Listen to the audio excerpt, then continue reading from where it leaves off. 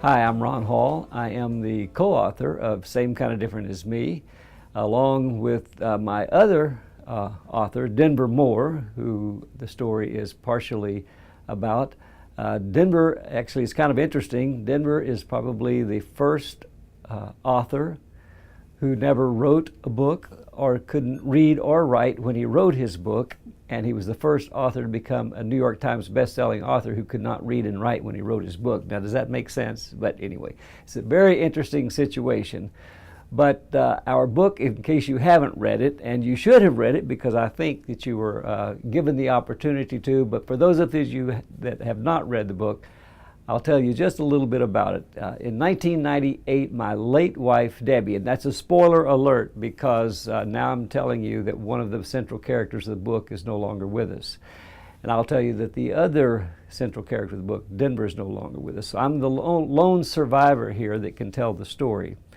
But in 1998, my late wife, Debbie, had a dream about a particular homeless man. She saw his face. It was a literal dream, and she asked me if I would go with her into the inner city of Fort Worth, Texas, to find this man in her dream. And so we started serving at a homeless shelter, the Union Gospel Mission, in the rough inner city part of Fort Worth, Texas. And we'd been serving there a couple of weeks trying to find this man of her dreams when all of a sudden someone breaks into the shelter during the evening meal and starts screaming that he's going to kill everybody in the room. He said, "I'm going to kill whoever done it. I'm going to kill whoever stole my shoes." And my wife was getting very excited, and I was very scared. I started kind of hiding behind the counter because the fight broke out. He started just beating the tar out of everybody in the room that he could get his hands on, and tables were overturned, and I was getting very fearful of the situation. So I took cover under the stainless steel counter. And I was wondering what happened to my wife after a couple of minutes because of the pandemonium in the dining hall. But I look out from under my hiding place, and there she is jumping up and down like the cheerleader on the sidelines of a football game, and she's saying, "That's him, that's him." And I said, "That's who?" And she said, "That's the man I had the dream about." And I said, "Which one?" And she said, "The one who's threatening to kill everybody." And then she looked down at me in my hiding place, and she said, "And Ron, I believe I heard from God that you have to be his friend." And I said, "Well, Debbie, I was not at that meeting you had with God, and if I'm going to be friends with someone who wants to kill everybody, I need to go talk to God myself."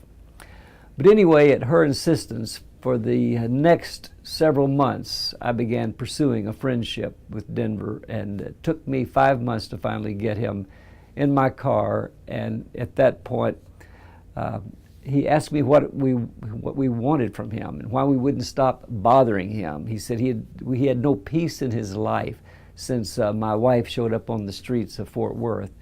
And I said, "I just want to be your friend." And he said, "You want to be my friend?" And he said it with an incredulous, he thought it was just incredulous that I would want to be his friend. And I said, "Yeah, that's all I really want to be." And he said, well, he was going to have to think about that. And I can tell you that kind of got all over me because here, I'd never asked anybody to be my friend before, and now he wants to think about it. So it was a couple of weeks later that I saw him taking trash out of a dumpster, and I pulled up in my pickup and said, "Hey, you want to go get some coffee?" And he said, "I guess so." So we went to Starbucks, and we're sitting outside. And he said, "I've been thinking a lot about what you asked me." And I said, "What did I ask you that required any thought?" He said, "You asked me if I'd be your friend." And I said, "Yes, I did. What do you think about that?" He said, "Well, there's something I heard about white folks that really bothers me, and it has to do with fishing." And I said, "Well, I'm not a fisherman. I'm a cowboy and rancher, and I'm an art dealer. I know a little bit about those things, but I don't know anything about fishing." He said, "Well, I bet you can answer the question." And I said, "Okay, so ask." He said, "Well, I heard when white folks go fishing, they do this thing called catch and release." And I said, "Yeah, of course they do, Denver. It's a sport. You don't get it?" He said, "No, sir, I don't get it." He said, "Because back where I grew up on a plantation," he said, "we'd go out in the morning and we'd dig us some worms and cut us a cane pole, and we'd sit on the riverbank. When we finally got something on our line, we were really proud of what we caught." So it occurred to me, if you're just a white man that's fishing for a friend and you're going to catch and release, then I ain't got no desire to be your friend. And my mind flashed back to Debbie's dream, because in her dream she saw a poor man who was wise. And what he had just spoken to me, I thought was the wisest thing I'd ever heard on friendship. And so I had just a few seconds to make up my mind. Am I going to accept this friendship and not catch and release, or am I going to tell him the truth? Because I was only really doing this to please Debbie. But I thought, I'm going to give it a chance. So I said, okay, Denver, if you'll be my friend, I will not catch and release. And so the story began. And Denver became my professor, and I was his student. And he taught me lessons in life that I would have never learned from anyone else.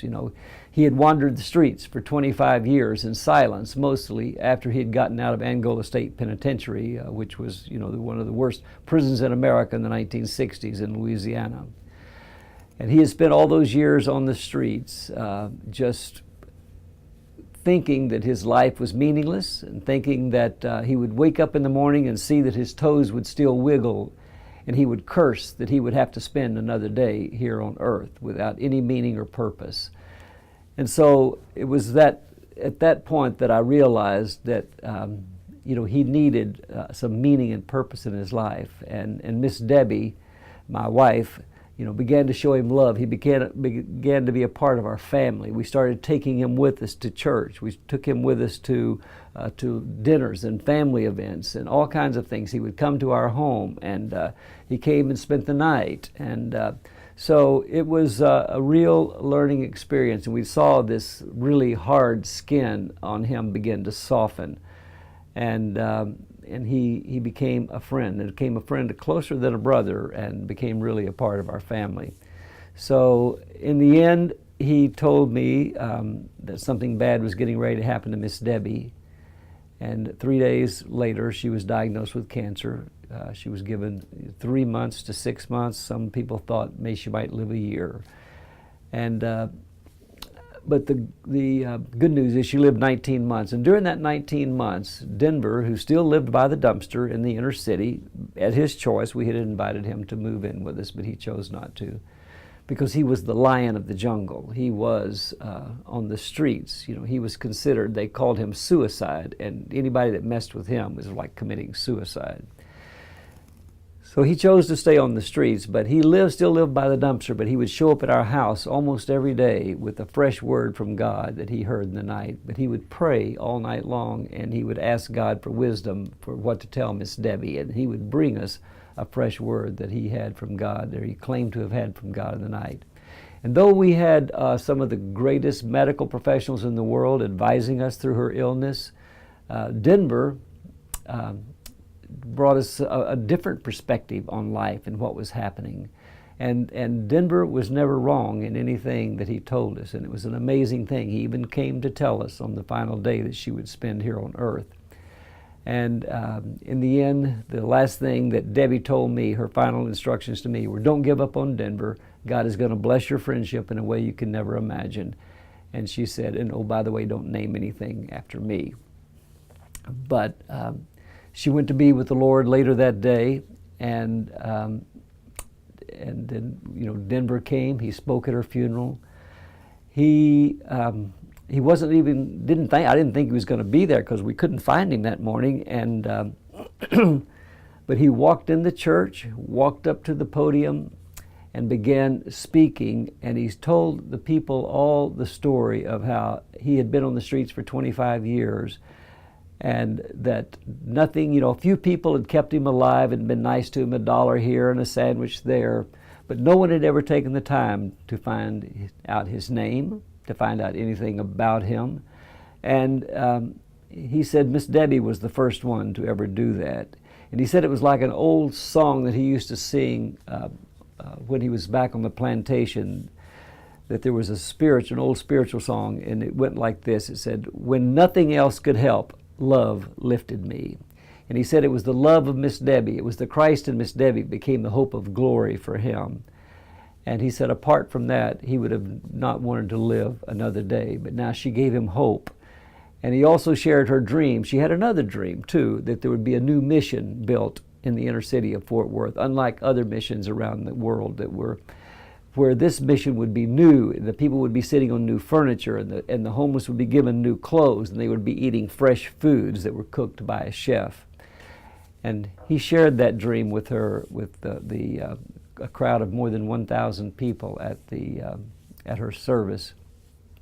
And when he got through speaking, he got a standing ovation from more than 1,000 people. And the next day, more than $500,000 came in to start the construction on that mission. Within 1 year, $5 million, and within 5 years, $13 million came in, and we built the finest homeless mission in all of America there in downtown Fort Worth. And now the chapel, unfortunately, is named after her because she didn't want anything named after her, but Denver insisted on that being named after her. And so that's the bottom line of the story, other than, after she died, Denver moved in with me and lived with me for the next 10 years. Now that's a whole nother book. Our second book is called What Difference Do It Make?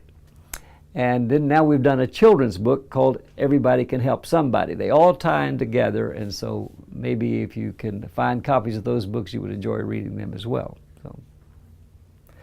Well, to tell you the truth, I didn't change Denver. Denver is the one that stayed true to himself.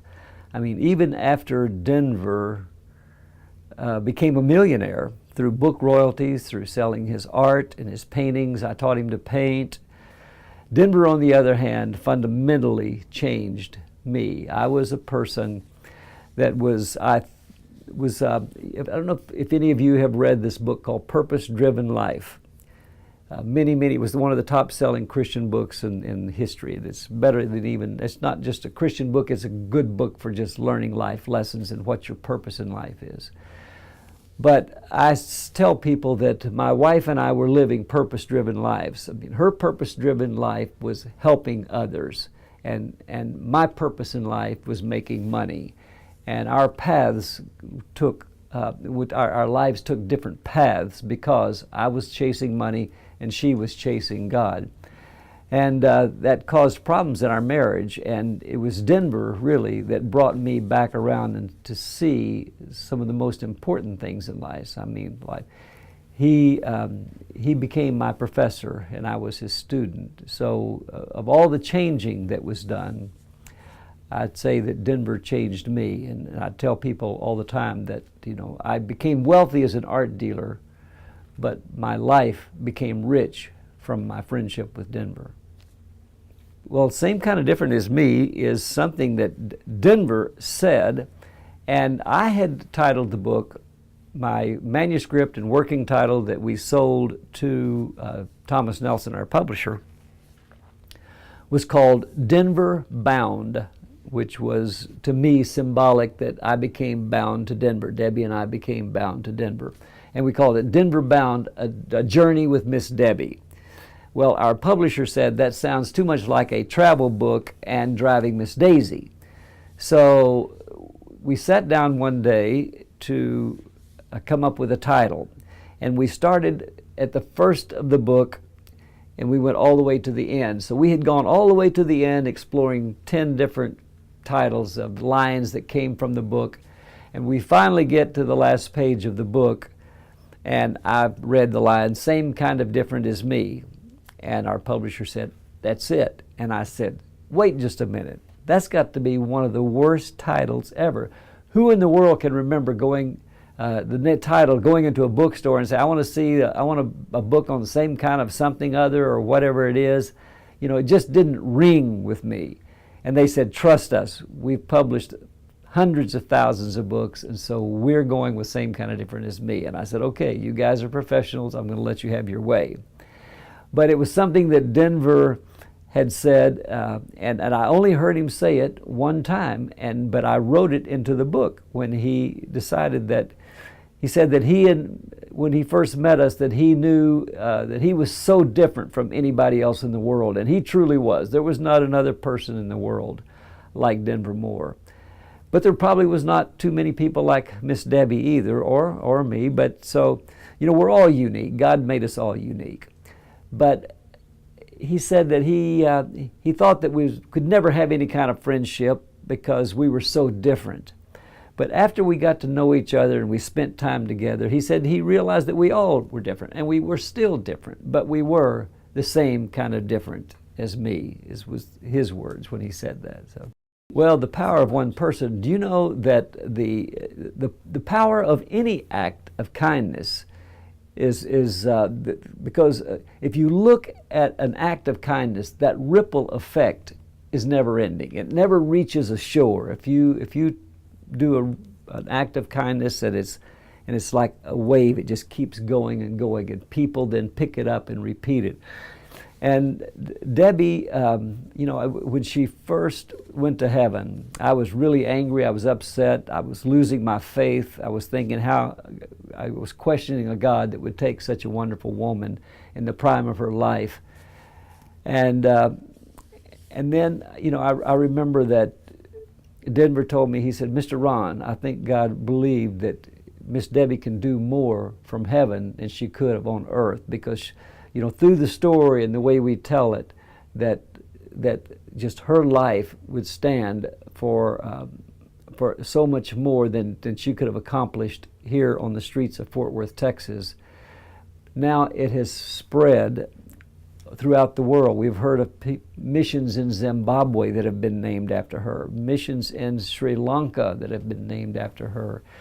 And so, just one person, an act of kindness that she sought out Denver Moore and to bless him with a friendship, just to bless him. Mother Teresa used to say, it's very fashionable to talk about the poor and the homeless, but unfortunately it's not fashionable to sit down and talk with them. What does the term race relations mean to me? Well, I have a preconceived notion of what I grew up with 40 and 50 years ago, when there were really no race relations. But I don't know, that just seems like a term from the past that it doesn't register with me now, because I don't see in black and white. I see everybody. When I met Denver, actually before I met Denver, I decided that I wanted to learn more about people, and so we dropped out of our all-white mega church, and we joined a small inner-city African-American church. And that's where I learned about race relations. And I learned that these people were the same kind of different as me, and when they saw me and my wife and my two children walk into their tiny little church of maybe 40 or 50 members on a Sunday morning, they looked like we'd come in there to rob the collection plate, because nobody had ever walked in before. But we spent 7 years there, and we saw the church grow to over 500 people, and some other races began to come as well. But in the beginning, I learned what people on the other side had been through from the color barrier, and it was heartbreaking to me, and I don't ever want to see that happen again. I know we still have a lot of work to do. In fact, in Jackson, Mississippi, I think it still has a lot of work to do. I travel a lot to other cities all over America, but I think of all the cities that I've been to, the cities in Mississippi, I think still have more work to do than any place I've seen, just being honest. Well, it's about friendship. Nothing changes. Homeless people are still going to be homeless until somebody loves them. It's all about love. You got to make friends with these people. With any person that's different from you, if you really strive to make a difference in the world, you've got to do it through love, and you've got to do it through friendships. And government programs don't change anything.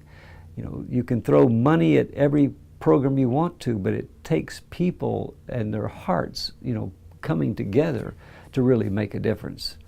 So, what is the main message that you would want us to take away from your book? well, the main message,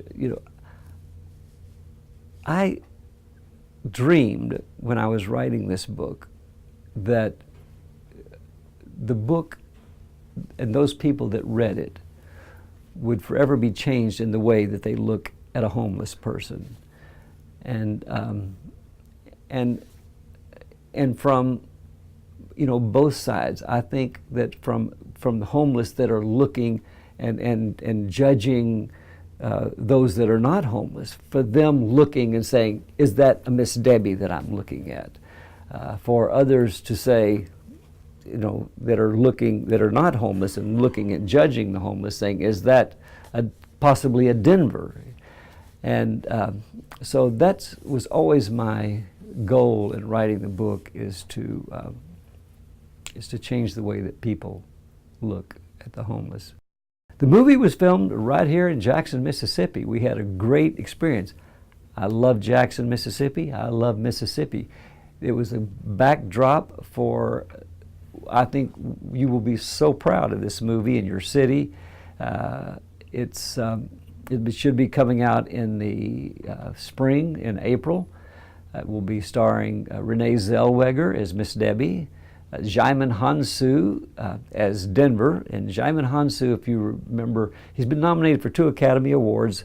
One was for Blood Diamond with Leonardo DiCaprio, and most people saw that movie and remember it. And then Jon Voight plays my father.